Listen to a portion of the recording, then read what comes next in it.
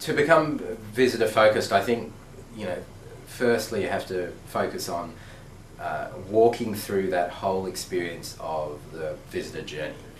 Traditionally would start at the front kind of door and end at the exit.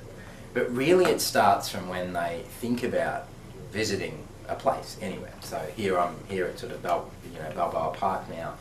And so the traditional visitor to one of the Balboa Park museums is probably thinking about a museum-y sort of thing, or they want a sort of museum experience. They go to Google and search. So that's when their experience starts.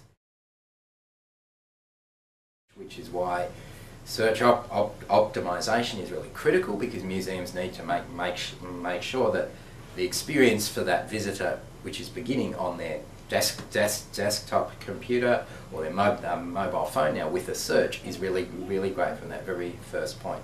So they do a search, they then maybe look at a website. So if they're on a mobile device and the website isn't ready, doesn't work well on a mobile, it's got lots of flash on it saying it's really wide or whatever, it doesn't have a mobile version, already that visitor experience is starting to get worse and worse, right? And it's affecting the brand of the museum too.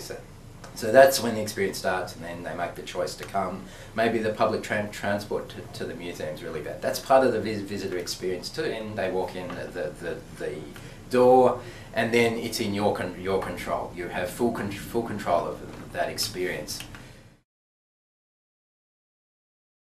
To not just the exhibition space, but then all the activities that are going on, the sorts of the other people who are in the museum at the time, the food at the cafe, the service at the cafe, the service at the gift shop, all this sort of stuff. It becomes super critical to think of it at that macro level, and then their exit experience, and then also them getting home, because it's when kind of they get home, they remember the day out and become recommenders to their friends.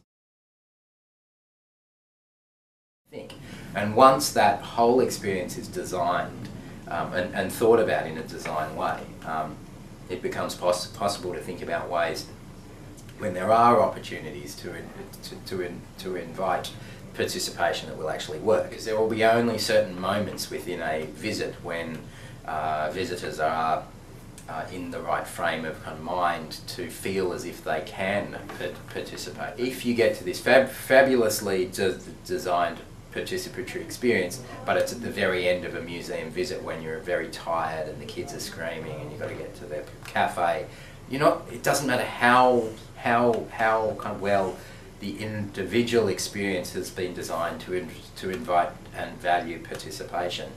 The visitor's worn out by the time they get kind of there. So it is about designing that whole experience, which is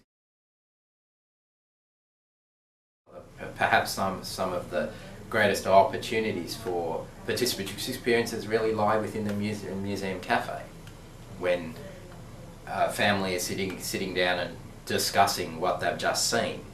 When everybody's settled and they're discussing it, that's actually the great opportunity for a participatory experience. They're talking about it. Actually, in the gallery may not be the best sort of place.